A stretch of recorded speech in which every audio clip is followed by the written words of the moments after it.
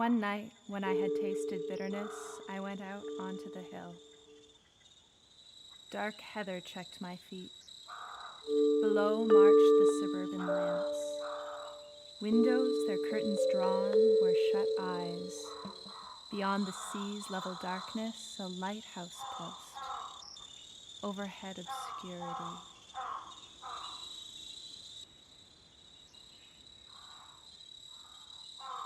I distinguished our own house, our islet in the tumultuous and bitter currents of the world. There, for a decade and a half, we two, so different in quality, had grown into one another. An intricate symbiosis. There daily we planned our undertakings, recounted the day's oddities and vexations. There the children were born, those sudden new lives. Under that roof, our own two lives were one larger, more conscious life.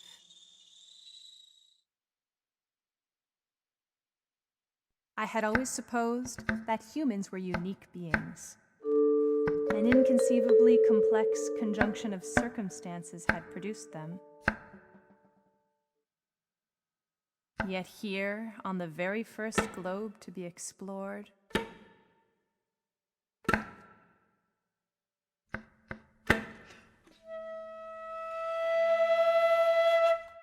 his head I can best describe as saying that most of the brain pan, covered with a green thatch, seems to have slipped backwards and downwards over the nape. His two very human eyes peered from under the eaves of hair. An oddly projecting, almost spout-like mouth made him look as though he were whistling. Between his eyes, and rather above them, were a pair of great equine nostrils which were constantly in motion. Civilization had reached a state of growth, much like that which was familiar to me. I was constantly surprised. There had seldom been any widespread agreement as to the taste of God.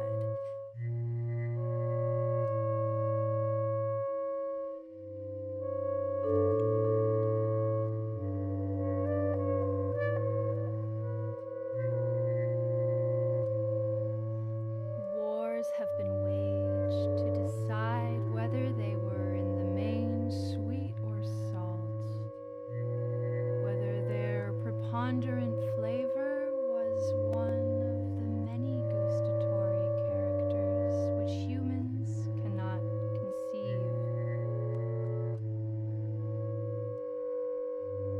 Some teachers insisted that only the feet, others only the hands, the mouth, others that God could be experienced only in a sensual and mainly sexual ecstasy, induced by contemplation of intercourse with the deity. Other teachers declared that, though God was indeed tasty, it was not through any bodily instrument, but to the naked spirit that their essence was revealed.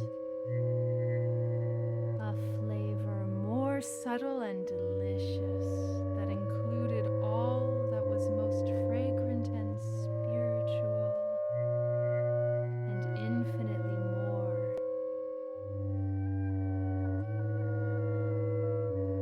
Some went so far as to declare that God should be thought of not as a person at all, but as actually being this flavor. There had seldom been.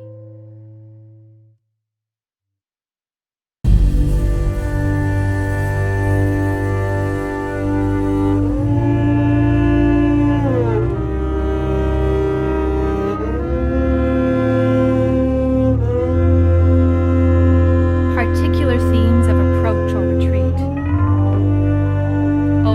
variations of loudness and timbre. The creatures in this musical cosmos could approach one another or retreat, and finally vanish out of earshot. In passing sideways, they traveled through continuously changing tonal environments.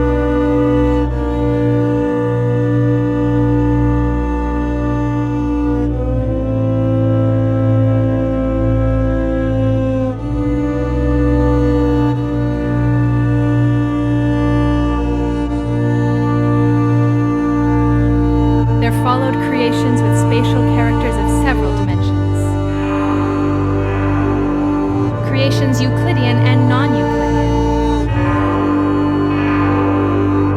exemplifying a great diversity of geometrical and physical principles.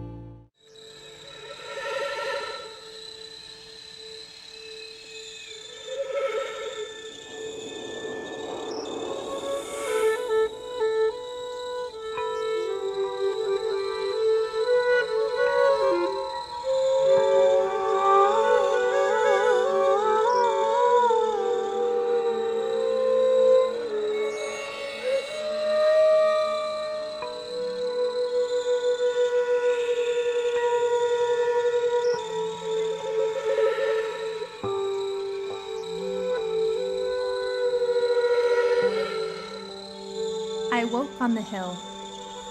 The street lamps of our suburb outshone the stars. The reverberation of the clock stroke was followed by 11 more. I singled out our window. A surge of wild joy swept me like a wave. Then peace.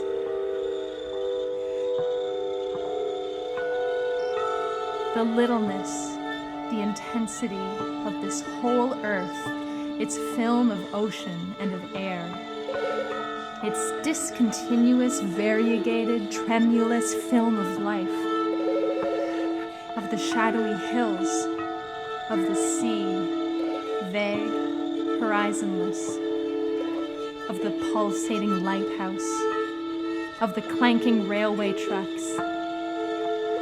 My hand caressed the pleasant harshness of the heather.